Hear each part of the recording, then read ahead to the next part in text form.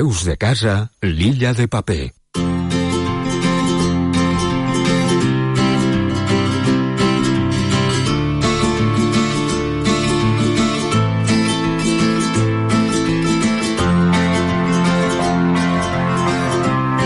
Com cada dimarts tenim amb nosaltres a Òscar París, l'encarregat de portar-nos aquí a diferents escriptors i escriptores per a que ens parlen dels seus llibres. Bon dia, Òscar. Hola, molt bon dia, què tal? Com estem? Molt bé, i tu? Bé, a més molt content perquè avui portem a una escriptora novell que sempre n'hi ha de donar oportunitats a les noves veus literàries que sorgissin, i més encara quan sorgissin a les nostres comarques.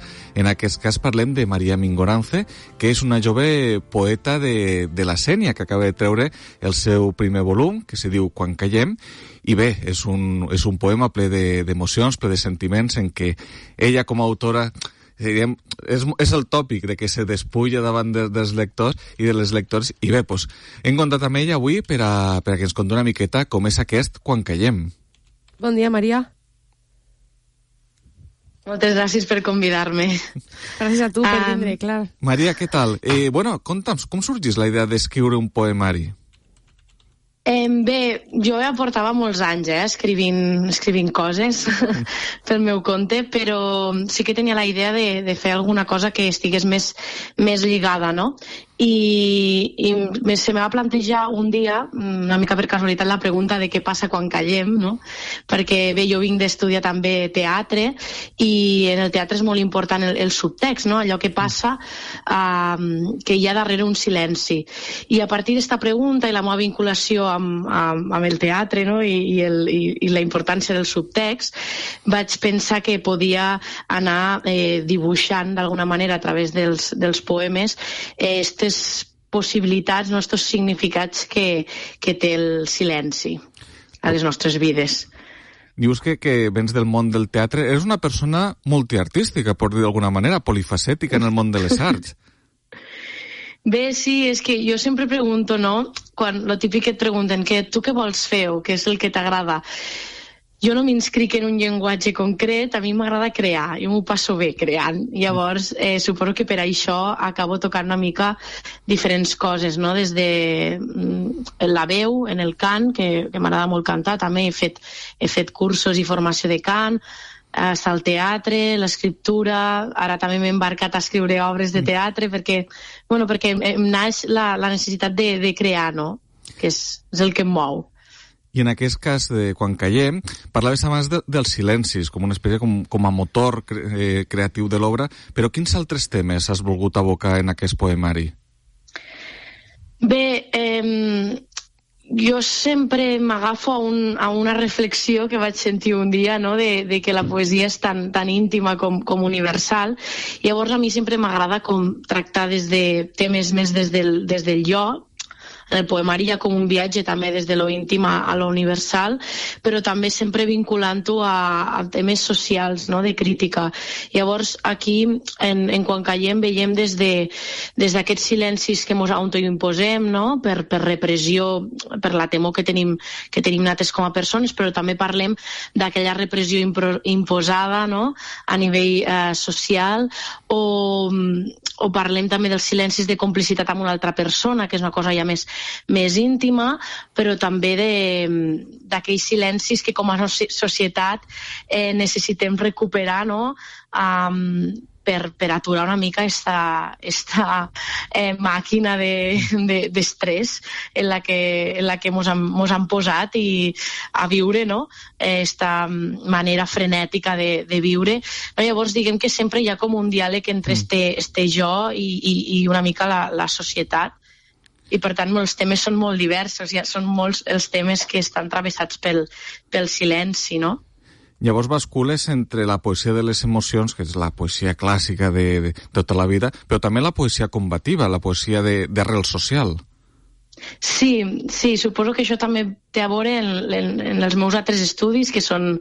jo vaig estudiar magisteri, no? I a la facultat allí vaig trobar com un caldo de cultiu a nivell combatiu, a nivell de reivindicació, de lluita social, i vaig descobrir una altra Maria, no? Que potser el poble no l'havia descobert quan vaig anar a la universitat, i la necessitat de reivindicar i a través de la literatura o a a través del teatre també està en mi i bueno, la poesia també és un canal que ho permet, no? Per què poesia? Perquè t'agrada el teatre, has descobert molta literatura, com deies abans, però per què t'has decantat per escriure aquest poemari? És el primer llenguatge en el que vaig entrar en contacte, en realitat, en la poesia. Sempre des de... Bueno, he tingut la sort de tenir professors que m'han motivat a llegir escriptura, no? O que, sobretot, a mi el que m'agrada de la poesia és el fet de compartir-ho en la gent, no? Llavors jo vaig començar recitant, el típic de l'institut, que et plantegen recitar poemes per a Sant Jordi, i jo vaig trobar un gust en això de compartir les paraules. I clar, la poesia té tota aquesta musicalitat que és molt gustosa, no? Quan la llegeixes, que a millor altres formes d'escriptura no la tenen. Llavors jo crec que és per això, perquè m'agrada dir coses amb pes, no? Amb contingut, però també m'agrada gaudir de la forma de les paraules, dels sons, de la bellesa de l'escriptura, no? De tota aquesta part més estètica. Què passa quan callem? Has trobat resposta en aquesta pregunta? Uau, passen moltíssimes coses. A mi jo soc una persona que em costa molt, no?, callar. Llavors és una mica irònic, perquè a mi m'incomoda moltíssim els silencis i suposo que per això també volia afrontar-me a aquesta pregunta. Passen moltes coses, passen des de coses que tenen molta llum, que dic jo, no? De fet, el poemari sempre també dic, no?, que hi ha com una dualitat entre les llums i foscors. Hi ha molta llum en els silencis, doncs, per exemple, aquests silencis de complicitat tan bonics que no cal dir res però s'entén, no?, el que passa, però també hi ha molta foscor, doncs, en el que deia abans, no?, els silencis imposats, en la mort de la memòria històrica, en aquells silencis que són supertensos, no? Es passen moltes coses. I a més tampoc vens a soles en este primer llibre, sinó que vens acompanyada d'Aina Torres i Júlia Urgell. Sí, de dos dones, que per a mi això també era important. Llavors, he decidit que he intentat que elles col·laboressin i elles han acceptat, per fortuna.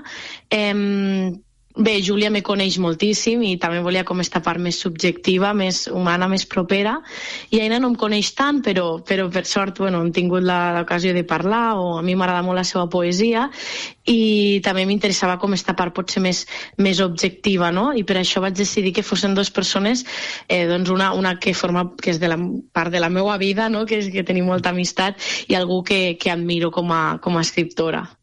I en aquest primer aplec de poemes, quan tu escrius, ho aboques tal i tal com se queda el poema, ahí se queda i passa al paper, o al contrari, li pegues voltes a la búsqueda d'aquesta paraula concreta fins que te surt?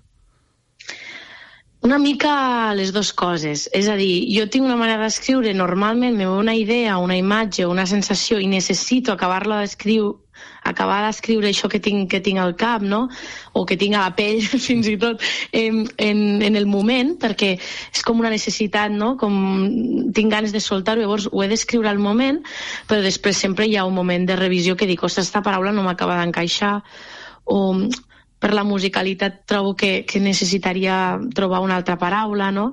Sí que hi ha un procés de revisió, però sí que m'agrada, de fet m'enfado moltíssim quan tinc un poema a mitges que m'agrada al començament i no aconsegueixo acabar-lo, llavors arribo un poquet hasta l'obsessió, no?, de dir, el vull acabar ara, que això és una mica perillós perquè no sempre es pot acabar al moment en què te ve una idea, no? Aquest és el teu primer poemari, com dèiem, però has fet moltíssimes coses, has co-creat una companyia d'arts escèniques. D'on ve aquesta vinculació amb la cultura? La veritat és que no ho sé. Jo crec que jo la cultura he trobat com una mena de refugi, una manera d'entendre'm a mi mateixa, com la forma natural de comunicar-me amb la gent. Tinc una necessitat d'expressar-me que suposo que la cultura me permet. traure totes aquestes ganes de dir i de sentir i de compartir, no? Clar, això és el que ens permet la cultura, precisament, com deies. Sí, no sé, sempre he estat molt vinculada també al poble i sempre tinc la idea, no?, de poder també contribuir en fer cultura al poble d'una altra cultura, no?, obrir les possibilitats i, no sé, és el que em mou al final, no?, també. I quan hi ha de la teua vida en els versos de Quan callem? O al contrari, t'has abstret i has separat Maria persona de Maria autora? No, jo crec que això és impossible. Jo crec que això és impossible. A veure, sempre hi ha coses que tenen més autobiogràfiques, no?, que estan relacionades directament en un moment concret, en una anècdota concreta, en un instant concret, i sí que hi ha altres coses que són més externes però que igualment m'interpel·len o que igualment m'emocionen o me fan reflexionar, no? Moltes vegades escric a partir d'una imatge que em sobta i que a la millor té a veure, doncs jo què sé, ara recordo un poema que no està en este poemari, però que el vaig escriure senzillament perquè vaig veure uns veïns al balcó, no? I de sobte aquella imatge d'aquella parella al balcó me va traslladar a un lloc, no? I me va fer escriure. No era relacionat exactament amb la meva persona, però sí que d'alguna manera em va interpel·lar perquè em va fer voler escriure-ho. Sí, això que acabes de dir m'ha recordat molt lo d'Estellers, de que hi havia alguna cosa pel carrer i això l'inspirava per a fer una poesia molt amarrada a la vida quotidiana i del dia a dia ne feia art. Sí, és que a mi m'agrada molt això utilitzar la quotidianitat, no? Jo crec que tot és susceptible de ser escrit i tot pot ser... L'altre dia escoltava una autora que deia això, no? Que fins i tot el que pareix més antiestètic o més lleig té possibilitat de ser escrit d'una manera bella, no? Bonica. Llavors crec que de tot es pot parlar i a mi m'agrada intentar trobar aquest equilibri entre lo quotidià però sense perdre l'essència de la poesia i l'intent de jugar amb les paraules i de crear una musicalitat, no? Però sí, m'agrada molt Vicent Andrés Estellers i comparteixo molt també aquesta manera d'entendre la poesia. Bueno, parlem d'art, de música, de literatura. També ho has traslladat això a les presentacions que s'han anat fent de Quan callem?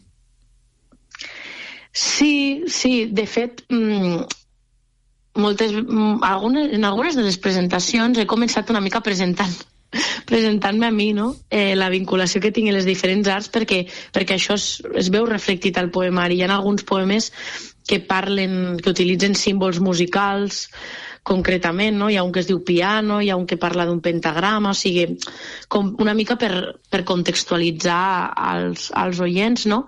Sí que m'agrada parlar de la meva vinculació amb diferents arts perquè crec que això, que el poemari està tenyit una mica d'això, no? Maria, per tant, ajuda.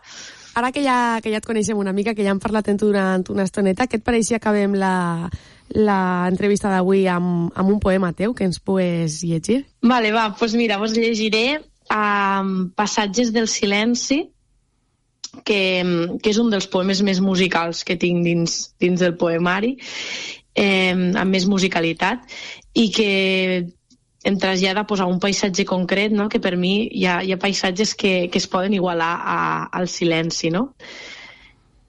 Passatges del silenci. Veure una cala, voler mossegar-la. Caminar lentament, imprimir la terra als peus. Envejar el sabater que no es submergix. Aclucar els ulls, tornar-los rasclet. Voler retindre amb les pestanyes una mica de verd. Buidar el canal que ambiciona, tornar-se regadiu, distingir el peixet del riu, imaginar-se'n el somrís, sentir un gran desencís, només record, cap souvenir. No es pot prendre el paisatge, ell quan vol se t'oferix, així la formiga al palmell o el vol del flamenc al cel. Paix ne l'absència, tot és moure's entre vida i nostàlgia. Jo crec que ara els nostres oients estan aplaudint a les seues cases. De segur que sí. Vale, Maria, moltíssimes gràcies per haver estat parlant amb nosaltres. Gràcies a Òscar també per haver portat aquesta convidada de gran qualitat, com sempre. Clar, i a més sempre n'hi ha que donar oportunitats als autors del territori, que mirem molts els de fora, però aquí tenim gent de molta valua. Molt bé, doncs... Moltes gràcies a vosaltres també. Gràcies, Maria, Òscar, fins la setmana que ve. Fins la setmana que ve.